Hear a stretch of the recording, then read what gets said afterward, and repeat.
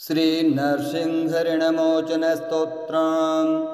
ॐ देवानां कार्यसिद्ध्यर्थं शभास्तम्भसमुद्भवं श्री नरसिंहं महावीरं नमामि ऋणमुक्तये।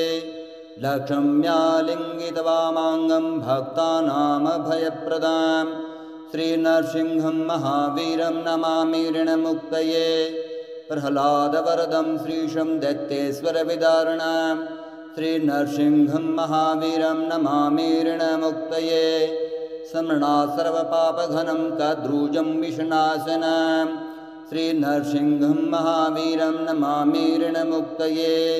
अन्त्रमालाधरं शङ्खचक्राब्जायुधधारिणं श्री नरसिंहं महावीरं नमामि ऋणमुक्तये। सिंहनादेन महता दिगदन्ति भयादायकम् श्री नरसिंहं महावीरं नमामि ऋणमुक्तये। कोटिसूर्यप्रतिकाशमभिचारिकनाशनं श्री नरसिंहं महावीरं नमामि ऋणमुक्तये।